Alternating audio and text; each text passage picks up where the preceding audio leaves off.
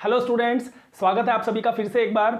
अभी तक sequence and series के लास्ट 2 सेशंस में हमने कई सारी चीजें डिस्कस की, जैसे कि हमने डिफाइन किया कि सीक्वेंस क्या होता है, सीरीज क्या होता है, कैसे किसी सीक्वेंस के डिफरेंट टाइप्स को हम पहचानते हैं। इन तमाम चीजों पे हमने काम किया। हमने देखा कि कैसे हम किसी सीक्वेंस के लिए LUB एंड GLB जो है वो फाइंड आउट करते हैं, मतलब सुप्रीमम और इन्फीमम किसी सीक्वेंस के लिए क्या होता है, जो कि आगे आने वाले टॉपिक्स के पॉइंट ऑफ व्यू से बहुत ज्यादा इंपॉर्टेंट है। आज के सेशन में हम और बात करने जाएंगे एक बहुत ही ज्यादा इंपॉर्टेंट टॉपिक पे, मोनोटोनिक सीक्वेंस, और इसके बाद हम बात करेंगे लिमिट ऑफ अ सीक्वेंस। देखो, अभी तक लिमिट आपने पढ़ा है, पर यहां लिमिट का कॉन्सेप्ट थोड़ा हम अलग टाइप से लेके चलेंगे। एप्सिलॉन डेल्टा बेस्ड लिमिट का डेफिनेशन देखेंगे, बहुत ही इंटरेस्टिंग डेफिनेशन है, समझना पड़ेगा ध्यान से। पूरा सेशन आपको समझ में आएगा, लास्ट तक बने रहिएगा। समझते हैं मोनोटोनिक सीक्वेंस क्या होता है। अब देखिए, मोनोटोनिक सीक्वेंस को समझने के लिए हमको यहां पे पहले 2 चीजें समझना पड़ेगी कि मोनोटोनिक इंक्रीजिंग सीक्वेंस क्या है और मोनोटोनिक डिक्रीजिंग सीक्वेंस क्या है। तो मोनोटोनिक इंक्रीजिंग सीक्वेंस की बात करें तो इंक्रीजिंग सीक्वेंस में क्या होता है, यदि हम मोनोटोनिक इंक्रीजिंग सीक्वेंस के लिए बात करें तो सिंपल सा डेफिनेशन बनता है यहां पे an+1 इज ग्रेटर देन और इक्वल्स टू an। अब देखो, इतना सा यदि याद रखा तो मैं आपको समझाता हूं इस डेफिनेशन का मीनिंग क्या होता है। हम पिछले कई लेक्चर्स में डिस्कस करते आए हैं कि सपोज an हमारे पास कोई एक सीक्वेंस ऑफ रियल नंबर्स है जो कि n के हर एक वैल्यू के लिए वेल डिफाइंड है, ठीक है ना। n बिलोंग्स टू n होता है, जहां कैपिटल N जो है वो नेचुरल नंबर के सेट को रिप्रेजेंट करता है। तो किसी भी नेचुरल नंबर के लिए जो आपका सीक्वेंस होता है वो बेसिकली एक रियल नंबर प्रोवाइड करता है। मतलब इस पूरे सेशन में या पूरे आने वाले चैप्टर्स के बारे में जो हम बातें करेंगे वो सब रियल सीक्वेंस के बारे में ही बातें करेंगे, ठीक है। तो सपोज आपके पास कोई रियल नंबर का एक सीक्वेंस है an, जहां an उस सीक्वेंस का एक जनरल टर्म है। तो हम ये मान के चले कि यदि कोई जनरल टर्म उसकी एक अगली टर्म या आने वाली टर्म से क्या हो, हर एक n की वैल्यू के लिए छोटी हो, तो ऐसे सीक्वेंस को हम कहते हैं मोनोटोनिक इंक्रीजिंग सीक्वेंस। मतलब पूरी सीक्वेंस में आपको n की हर वैल्यू के लिए, यदि हम जनरल वैल्यू के लिए डिफाइन करें तो n की हर वैल्यू के लिए आपको जो सीक्वेंस मिलेगी, आप यदि फर्स्ट टर्म से स्टार्ट करें a1 a2 a3 a4, like जिसे a1 को n की हर एक वैल्यू के लिए मैं डिफाइन करूं तो देखो सीक्वेंस क्या बनेगी, a1 a2 a3 a4 से लेके, सपोज ये जनरल टर्म है और वैसे तो इनफाइनाइट सीक्वेंस है, ठीक है ना।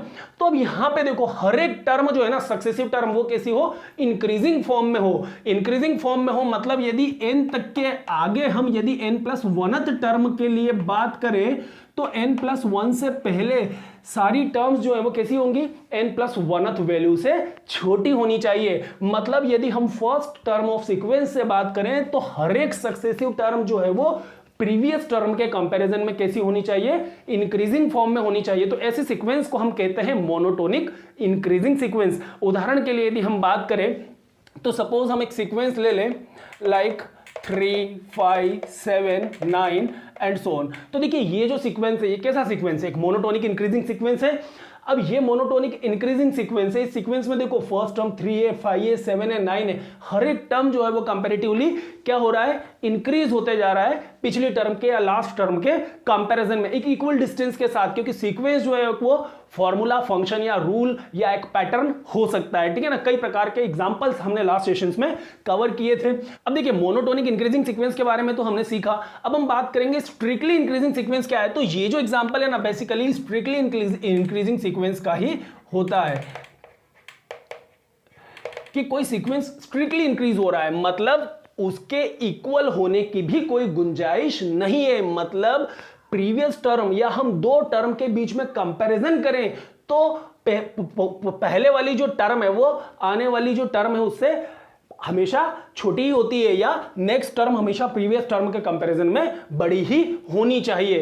तो इस प्रकार से यदि ये चीज देखने को मिले कि लेस देन इक्वल टू की बजाय आपको क्या मिल जाए कि an+1 is strictly greater than n, then such type of sequence is called the strictly increasing sequence. तो ये होता है मोनोटोनिक इंक्रीजिंग सीक्वेंस या स्ट्रिक्टली इंक्रीजिंग सीक्वेंस। अब इसी के संदर्भ में यदि हम मोनोटोनिक डिक्रीजिंग सीक्वेंस को डिफाइन करना चाहें तो शायद ये हमारे लिए बहुत ज्यादा आसान हो जाएगा, क्योंकि आपको क्या करना है, सिर्फ इनइक्वालिटी को चेंज करना है। मतलब जब हम डिक्रीजिंग सीक्वेंस के बारे में बात करेंगे तो मोनोटोनिक डिक्रीजिंग सीक्वेंस में क्या आ जाएगा कि सपोज an जो है कोई सीक्वेंस ऑफ रियल नंबर है विच is defined for all the natural numbers and a1 a2 a3 a4 are the terms of this sequence and an be the general term, then we can say कि an plus 1 is less than equal to an।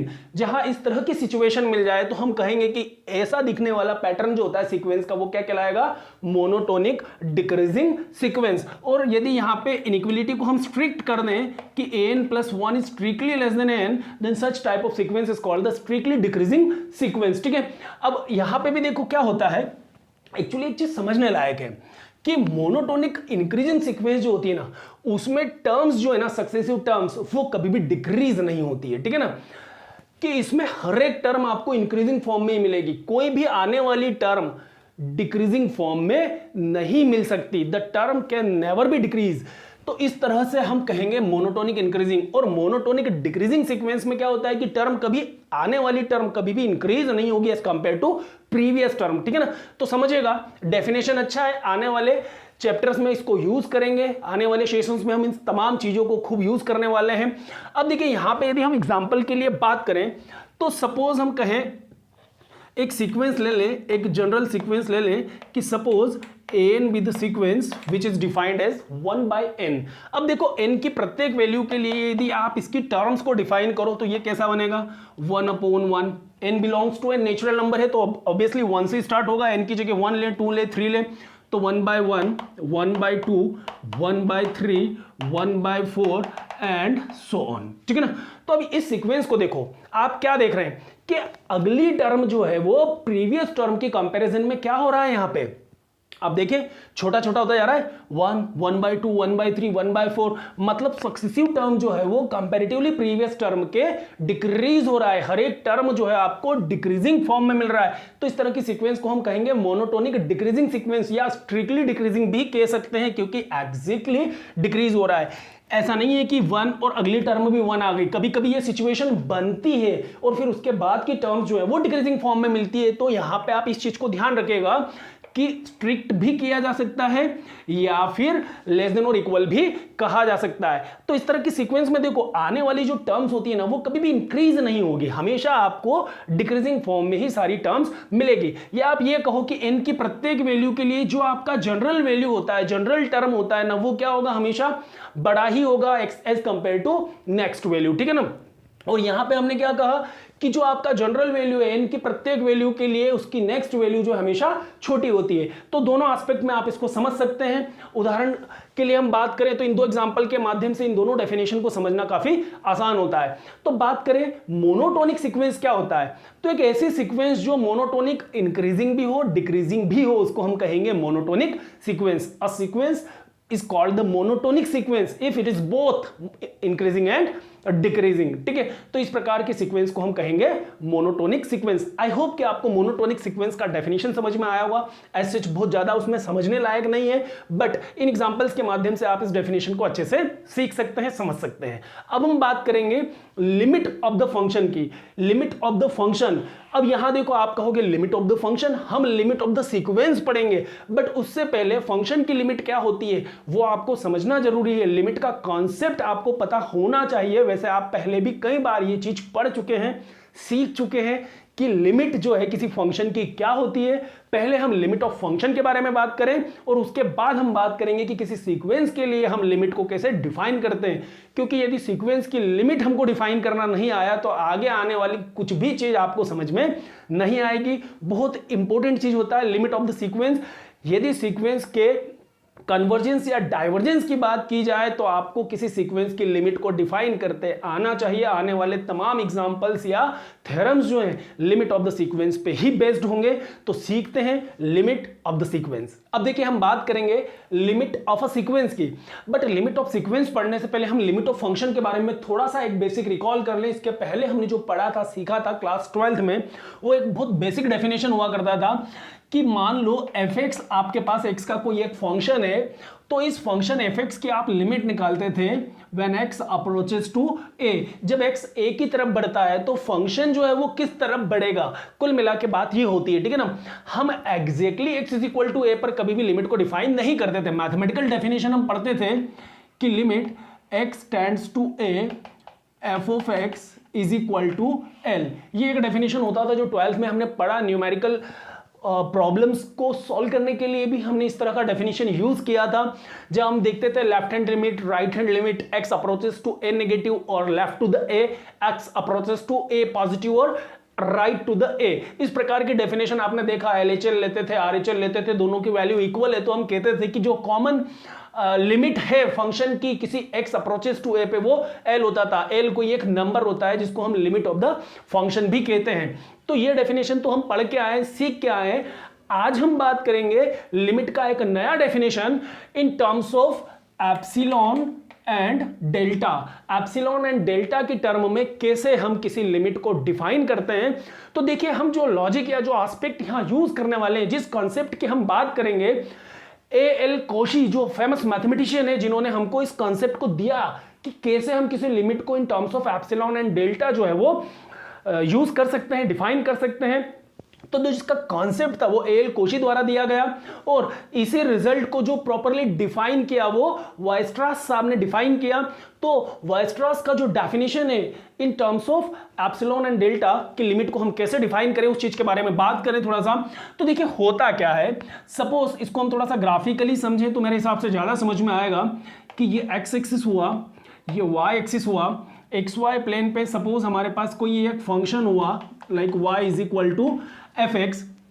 अब क्या होता है कि देखो, approach करने का मतलब तो क्लियर है, ये 12th में भी हम काफी टाइम डिस्कस किए कि x टेंड्स टू a, मतलब x एग्जैक्टली a के बराबर नहीं होगा बट a का बहुत नियरर पॉइंट होगा। x जो है it will be very close to a, ठीक है ना, a तक जाएगा और वो रुक जाएगा और x a को अप्रोच कर रहा है। तो अप्रोच कहां से करेगा? अब मान लो रियल लाइन पे यदि हम बात करें, सपोज कि ये एक पॉइंट है a, क्लियर, तो x जो है वो a की तरफ इस लेफ्ट टू राइट भी जा सकता है और x जो है वो राइट टू लेफ्ट भी जा सकता है, ठीक है ना। मान लो यहां से हम बात करें तो यहां से यहां तक भी जा सकता है, यहां से यहां भी, बस वो a को टच नहीं करेगा। It will be very closer to a, मतलब इधर से अप्रोच करेगा, यहां तक आके कहीं ना कहीं वो रुक जाएगा। एग्जैक्टली क्या होता है, कई बार लिमिट हम तब यूज करते हैं जब x के किसी पर्टिकुलर फंक्शन को हम जब x की किसी पर्टिकुलर वैल्यू पे डिफाइन नहीं कर पाते हैं तो हम वहां पे क्या करते हैं, उसका अप्रोक्सीमेशन निकालने की कोशिश करते हैं।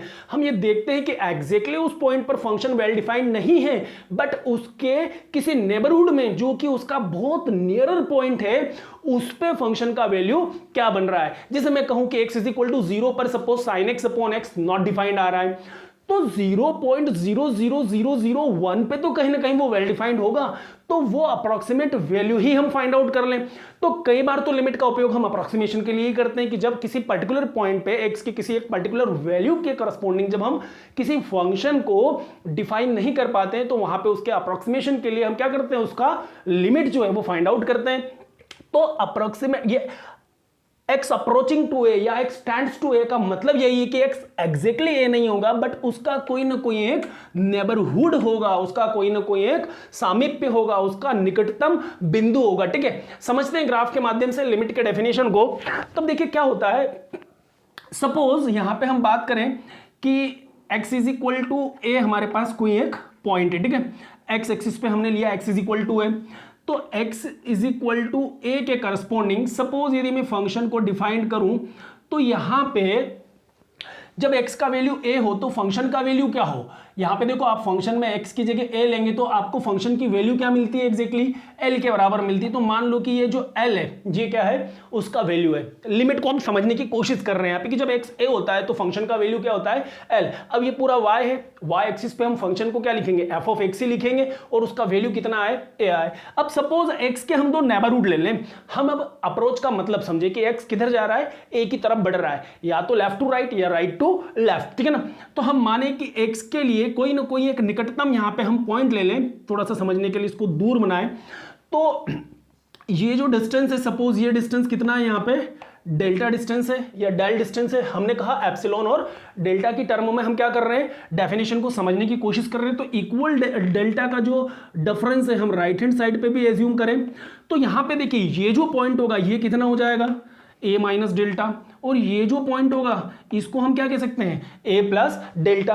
अब इन पॉइंट्स के करस्पॉन्डिंग यदि हम फंक्शन का वैल्यू देखें तो देखिए यहां पे फंक्शन कितना आ रहा है। सपोज जब x का वैल्यू a था तो आपका फंक्शन कितना आया, l आया। और हम ये कहें कि ये जो डिफरेंस है a का इस पर्टिकुलर पॉइंट से, इसको हमने कहा a minus delta, where delta is very small quantity, ठीक है ना, जो कि हमेशा पॉजिटिव होता है। डेल्टा एक बहुत स्मॉल क्वांटिटी है जो कि कैसा होगा, पॉजिटिव होगा, जीरो नहीं होगा बट जीरो से बड़ा होगा, वेरी क्लोजर टू जीरो होगा। हम देखो क्या कर रहे हैं, मैंने आपको अभी समझाया कि x अप्रोचेस टू a का मतलब क्या है कि x जो है वो a के बहुत करीब होगा, बहुत बहुत बहुत करीब होगा। अब उस निकटतम बिंदु को एग्जैक्टली रियल लाइन पे तो आप डिफाइन कर नहीं सकते, क्योंकि हम क्या मानते हैं कि भाई दो रियल नंबर के बीच में इनफाइनाइट रियल नंबर्स होते हैं। अब मुझे नहीं पता कि जीरो का सबसे लेफ्ट मोस्ट नेबर जो है वो कौन सा है, या जीरो का मोस्ट राइट नेबर जो है वो कौन सा है। तो ऐसी सिचुएशन में हम क्या करें, कुछ ना कुछ मानना ही तो पड़ेगा ना, जब हम एग्जैक्टली उसको डिफाइन नहीं कर पा रहे हैं। तो क्या मान लें कि भाई ए का लेफ्ट मोस्ट नेबर जो है वो क्या है, सपोज बहुत ज्यादा करीब, इतना करीबी लेके ये जो डेल्टा डिस्टेंस दिख रहा है ना, ये मान लो कितना हो जाए, जीरो हो जाए। तो उसका जो लेफ्ट मोस्ट नेबर है वो क्या है, a माइनस डेल्टा है, और उसका राइट मोस्ट नेबर हम कहें तो मान लो a प्लस डेल्टा है। मतलब जो इक्वल डिस्टेंस हमने लिया delta, delta is very small distance which is nearer to zero but not exactly zero which will be greater than zero, क्योंकि डिस्टेंस में नेगेटिव तो होता नहीं और जीरो हमको लेना नहीं है, क्योंकि यदि जीरो ही हो गया डेल्टा तो फिर तो x की वैल्यू कितनी हो जाएगी, a ही हो जाएगी। तो फिर ऐसी सिचुएशन में तो x बराबर a हो जाएगा, न कि x टेंड्स टू a होगा, ठीक है ना। आप इस x अप्रोचेस टू a के मीनिंग को समझिएगा, क्योंकि यही तो लिमिट की डेफिनेशन आपको समझाएगा।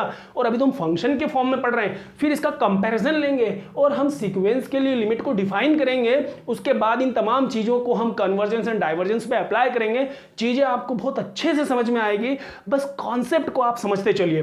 तो देखो मान लिया हमने कि a का सबसे लेफ्ट मोस्ट नेबर पॉइंट जो है वो a माइनस डेल्टा है, राइट मोस्ट नेबर जो है वो a प्लस डेल्टा है। अब मान लो a माइनस डेल्टा और a प्लस डेल्टा के करस्पोंडिंग यहां पे हम फंक्शन का जो वैल्यू है, सपोज क्या मान के चलें कि l माइनस एप्सिलॉन, और यहां पे हम मान के चलें इस पॉइंट के करस्पोंडिंग जो फंक्शन का वैल्यू है वो सपोज l प्लस एप्सिलॉन। तो देखो यहां पे a और a माइनस डेल्टा के बीच का जो डिस्टेंस था हमने कितना लिया, डेल्टा लिया।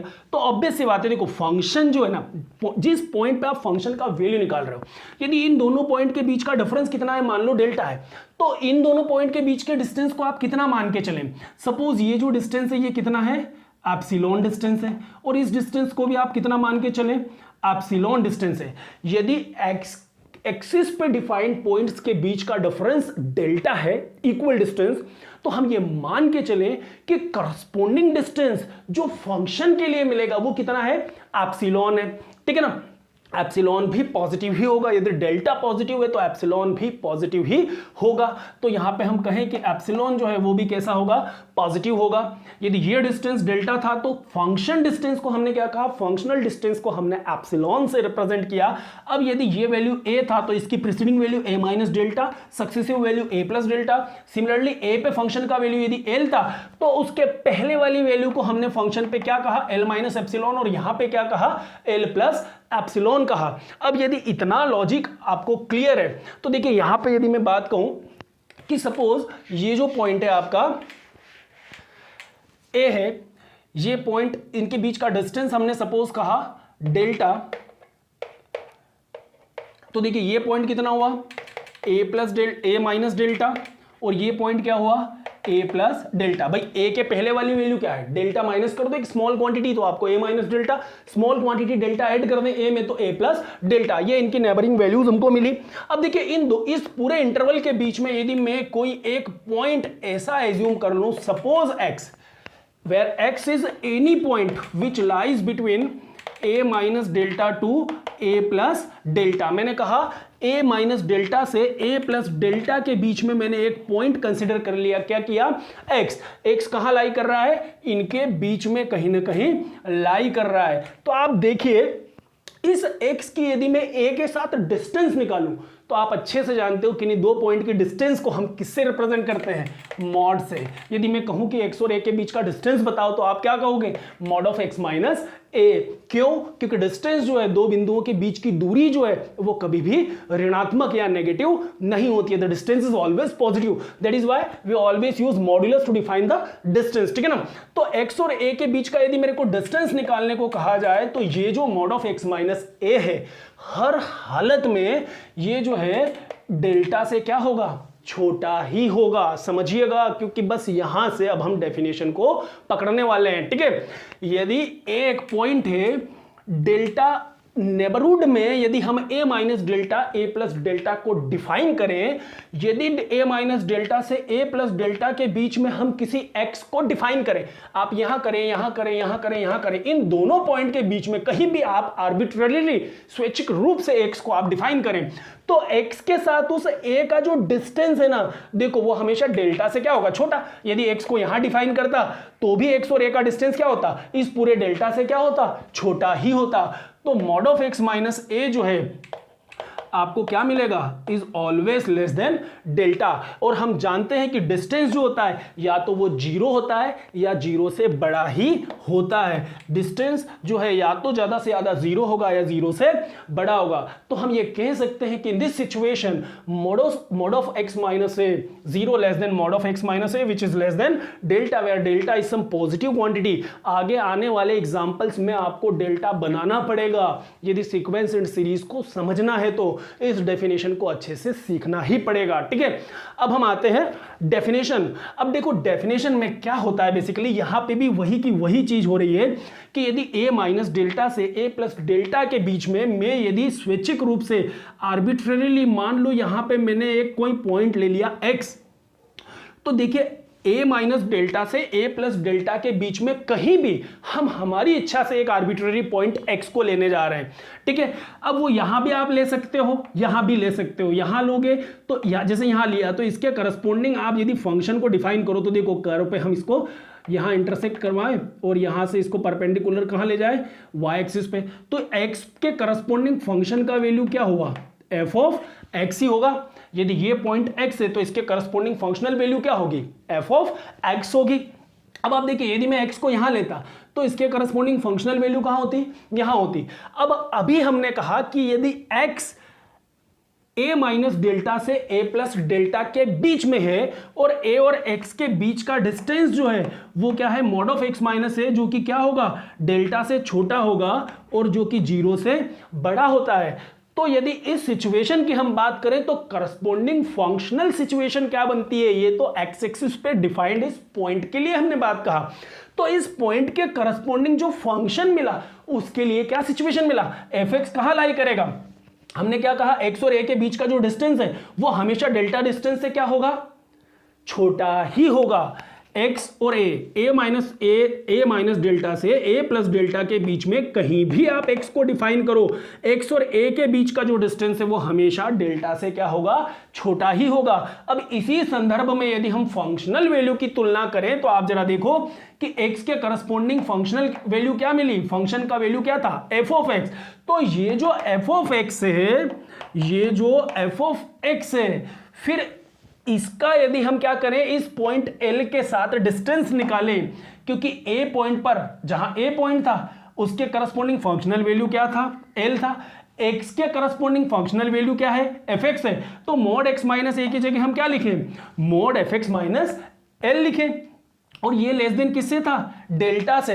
तो ऑब्वियस सी बात है कि ये फंक्शनल वैल्यू का यदि हम इस fx का यदि इस fa बराबर l के साथ डिस्टेंस निकालें तो ये भी क्या होगा, एप्सिलॉन से छोटा ही होगा। जहां एप्सिलॉन क्या है, कोई एक पॉजिटिव क्वांटिटी है, क्योंकि हम जानते हैं कि डिस्टेंस इज ऑलवेज पॉजिटिव, और ये जो डिस्टेंस है हमेशा क्या होगी, जीरो से बड़ी ही होगी, ठीक है।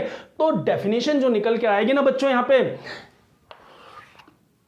लिमिट ऑफ अ फंक्शन की वो ये आएगी। अब आपको मैं प्रॉपर वे में डेफिनेशन समझाता हूं, क्योंकि मैंने मीनिंग जो है ना, डेफिनेशन में टर्म्स जो आने वाली है उनका मीनिंग आपको पहले सिखाया और अब मैं आपको डिफाइन करना सिखाता हूं।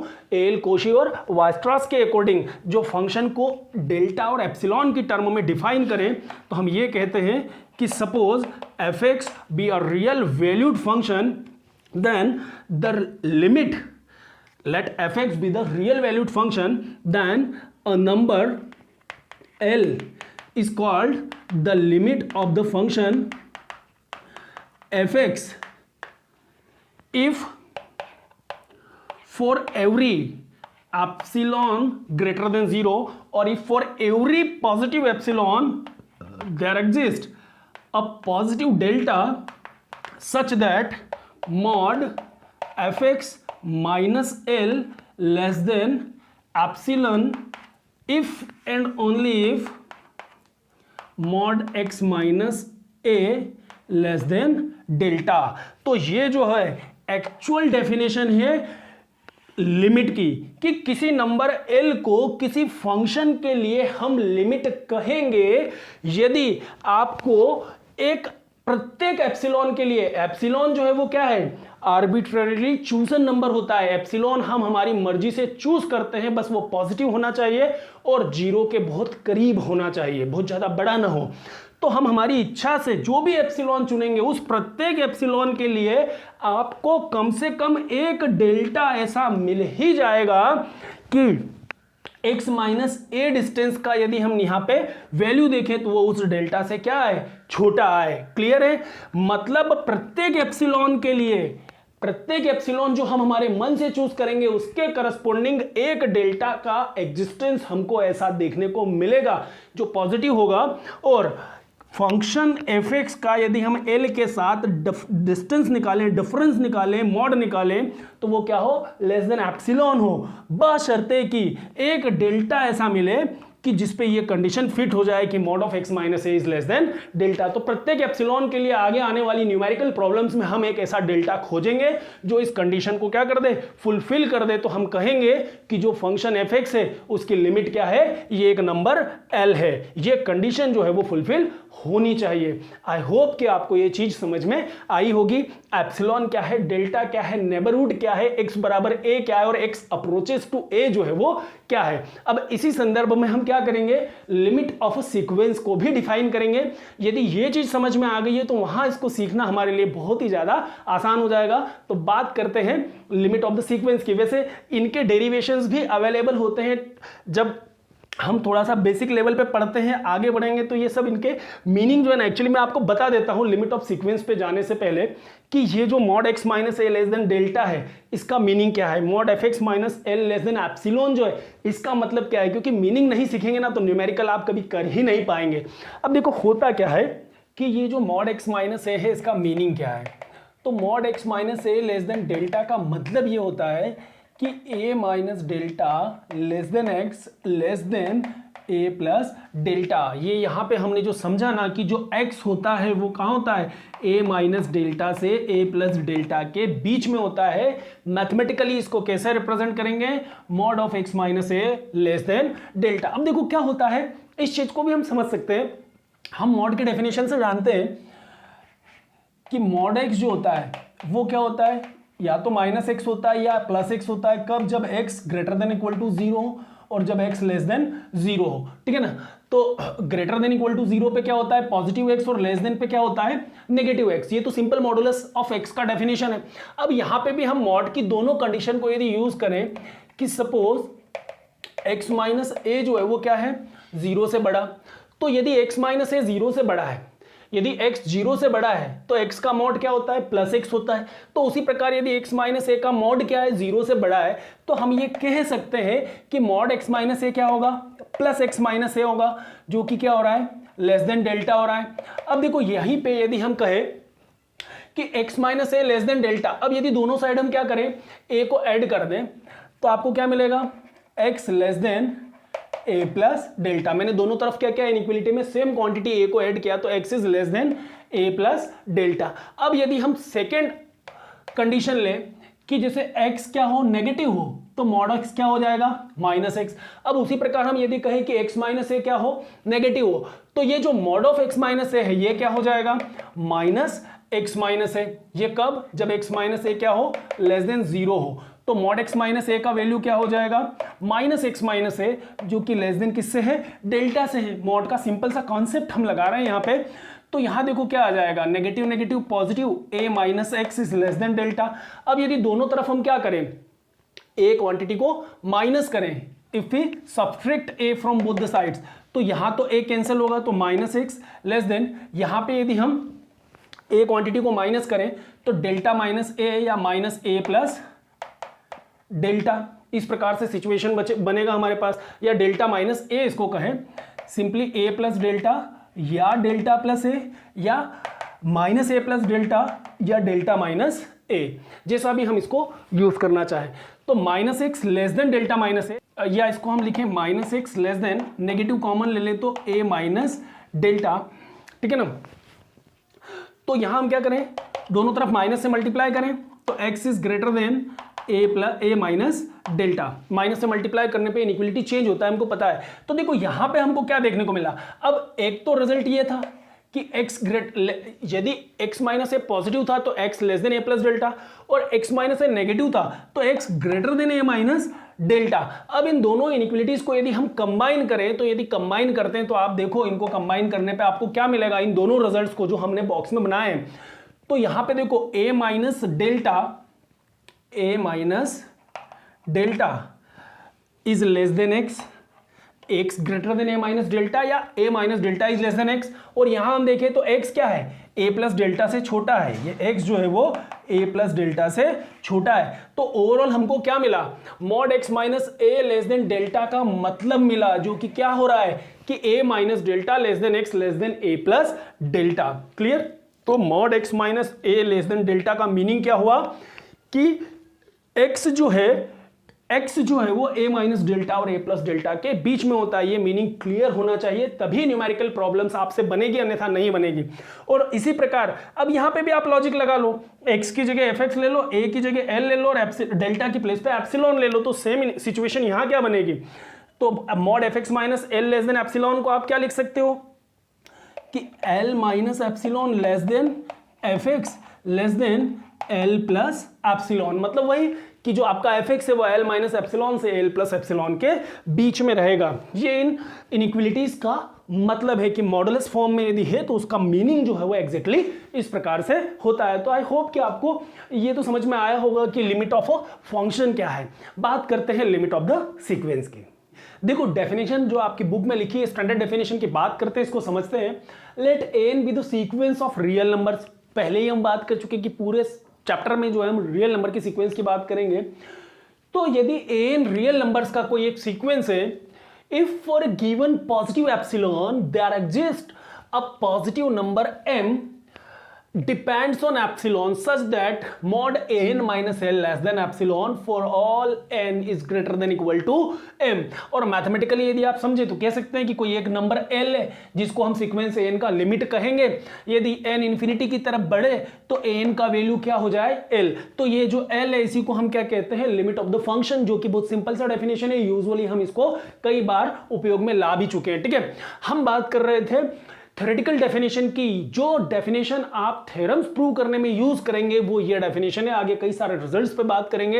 एन यदि रियल नंबर का कोई एक सीक्वेंस है तो मैंने कहा था कि प्रत्येक एप्सिलॉन के लिए कम से कम एक डेल्टा आपको ऐसा ढूंढना पड़ता है कि आप कहें कि मॉड x माइनस ए लेस देन डेल्टा मिल जाए। ठीक है, तो यहां पे डेल्टा की जगह हम क्या ले रहे हैं, m ले रहे हैं, जो हमारी बुक में डेफिनेशन है जिसको हम सीक्वेंस की टर्म में लेने जा रहे हैं। तो वही कहे कि प्रत्येक पॉजिटिव एप्सिलॉन के लिए कम से कम एक पॉजिटिव m यहां पे ऐसा मिल जाए कि जिस सीक्वेंस की हम लिमिट ले रहे हैं, यहां जिस फंक्शन की लिमिट लेते थे, एल लिमिट था किसका, फंक्शन का, एल लिमिट है किसका, सीक्वेंस का, तो mod of a n minus l जो है वो क्या हो जाए, लेस देन एप्सिलॉन हो जाए, बशर्ते कि ये जो n है वो m से क्या हो, बड़ा हो, और m क्या हो, पॉजिटिव हो। ठीक है ना।